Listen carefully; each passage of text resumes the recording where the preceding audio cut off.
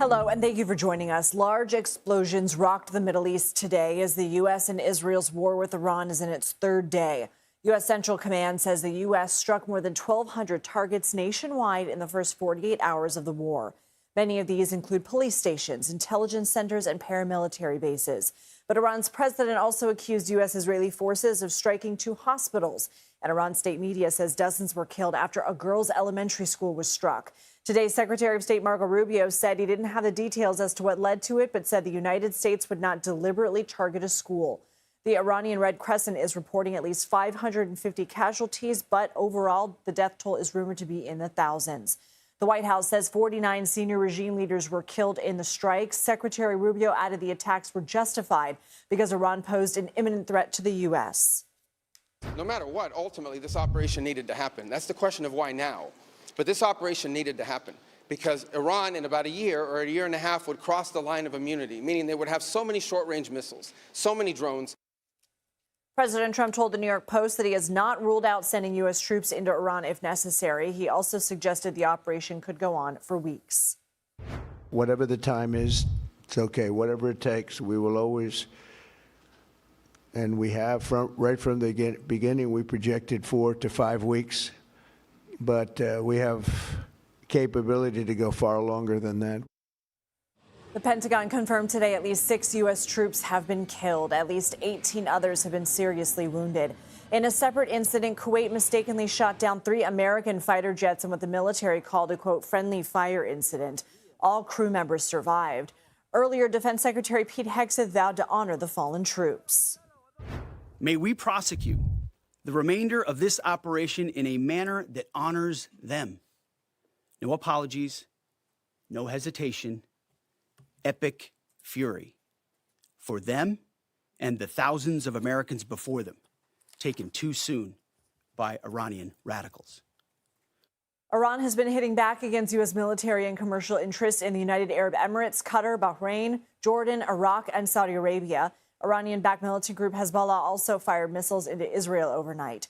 The conflict has left travelers around the globe stranded. Most of the airspace and airports in the Middle East have been closed since Saturday.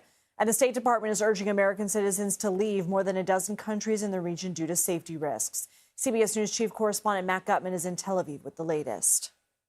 Hey, and I think what we're seeing happen here in Israel and across the Middle East is people settling into a routine and an understanding that this is going to be a while. This is not a 2 or 3 day campaign. This could be weeks, as President Trump has said. And Israel and the U.S. have achieved essentially air superiority over Tehran and Iran. And this is what that means. It is safe. Iran's air defenses have been completely neutered at this point. It's as safe almost for them as flying over their own countries. This is unprecedented, and it means that the only weapon that Iran really has right now is its long-range and shorter-range missiles, too, that have been fired not on Israel only, but at countries across the Middle East. So one of the focuses of the campaign by the U.S. and Israel is taking out the remaining Iranian mobile missile launchers. And that's a pretty low-tech device, right? We're basically talking about a giant truck that rolls out, has a missile on it, fires the missile.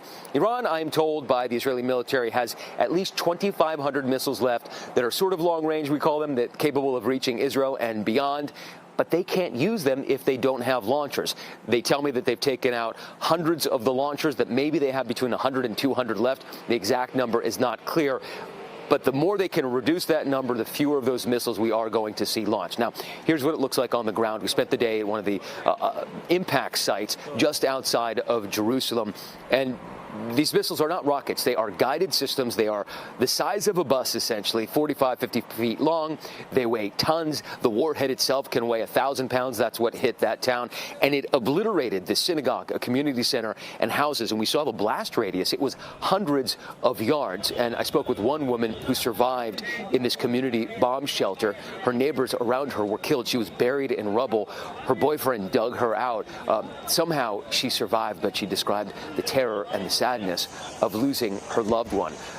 That's what it looks on the ground, but this is not a symmetrical war. And the amount of firepower that the U.S. and Israel are unleashing on Iran is vastly greater. but we're not able to see that because Iran does not have a free and fair press. So this is not the same thing, but Iran is being subdued at this point. What we do understand that there is not going to be specific regime change right now. We don't know exactly what that is going to look like.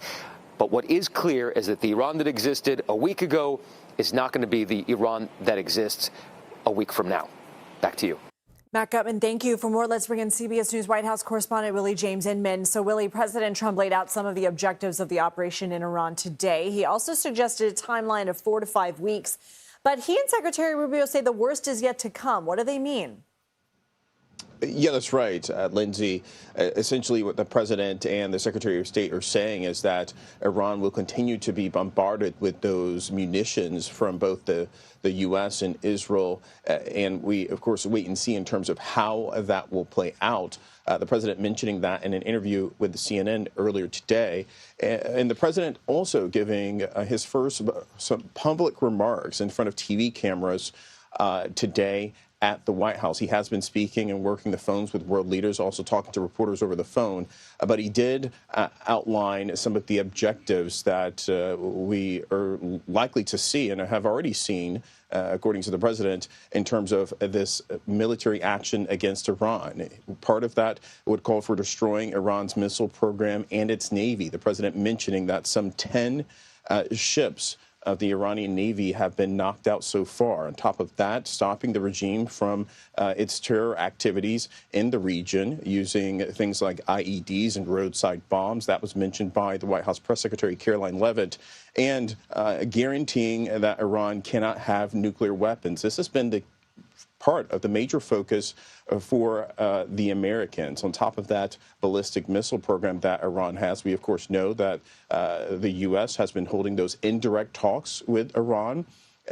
We don't know the status of or when those talks could potentially restart, even though the president seemingly indicated that he's willing to talk to the regime. But the Iran nuclear program, a large focus for the United States, a preemptive strike of sorts in terms of the safety of the military assets in the region, also Israel, and key focus here. Remember, the Israelis in large part have been wanting to do something like this for quite some time. We're willing to go forward alone to potentially do something like this, especially when it comes to that ballistic missile program that we're seeing the Iranians use throughout the region there, Lindsay. And what is the president saying about the future of leadership in Iran?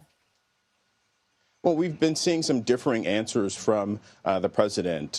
He told our own Bob Costa over the weekend that he knows who exactly is calling the shots, but he didn't want to tell Bob Costa who that was. But today he told CNN's Jake Tapper that we don't know who the leadership is and we don't know who they'll pick, in large part because the leadership, many of them were killed in a strike, including the supreme leader, Ayatollah Khamenei, were killed over the weekend. More than 40 individuals, top leadership in Iran killed. So the president alluding to regime change, calling for the people of Iran to take over their country, and that message that he posted on his True Social platform in the early morning hours when we learned of this operation.